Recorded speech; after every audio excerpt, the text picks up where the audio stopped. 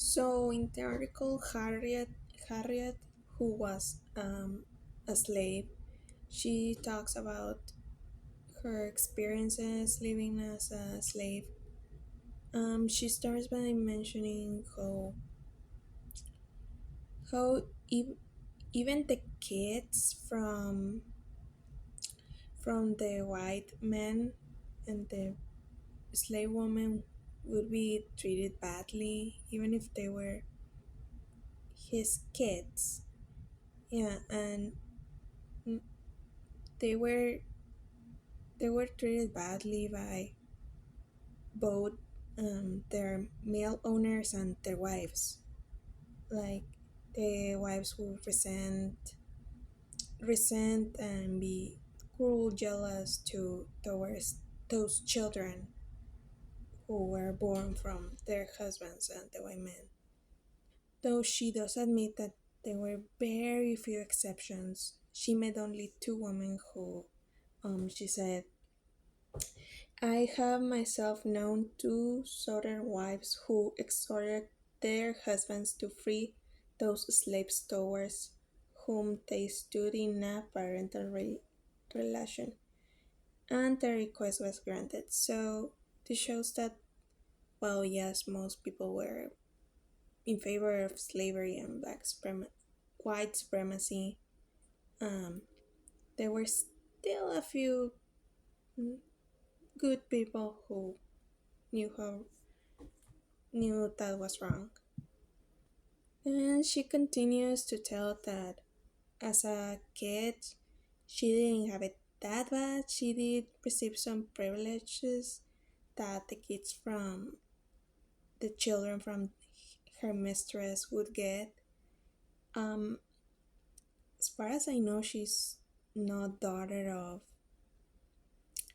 her enslaver, so I'm not sure why would she receive these privileges, but she was thankful and appreciated. But then things got worse for her. She Her master, Dr. Flint, had stormy moods as she describes them.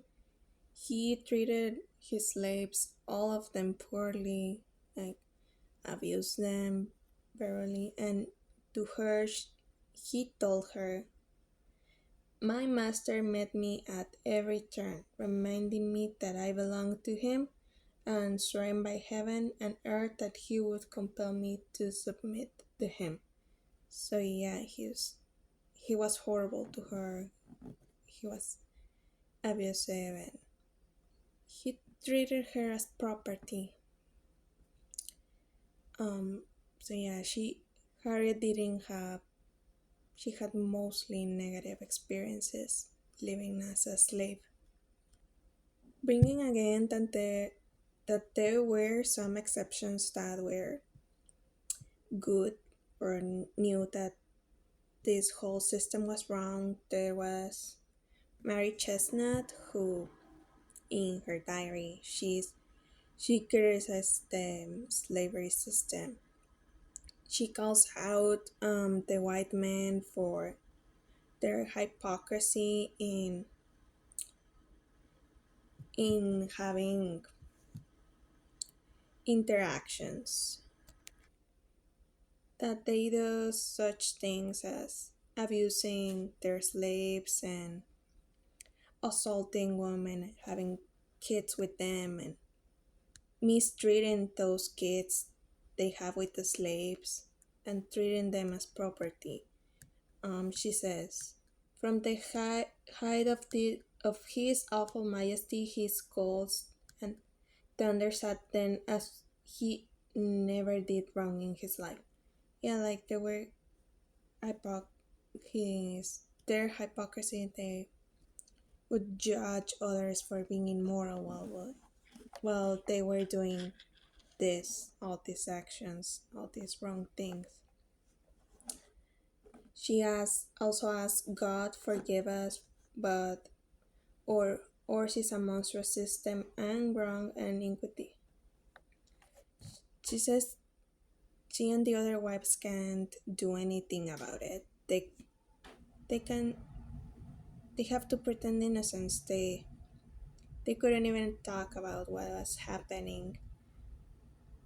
They turned a blind eye to the whole thing. Um, so based on both readings, I'd say that, not to say that the white slave owning women didn't have it bad. They definitely did. They were cheated on and um, mistreated. They, yeah, but still the slave women had it way worse. Like they had to endure physical, verbal, and sexual assault, having their children taken from them and sold. So yeah, well, both the slave women and slave owning white women had it bad because of the oppression of white men in this era.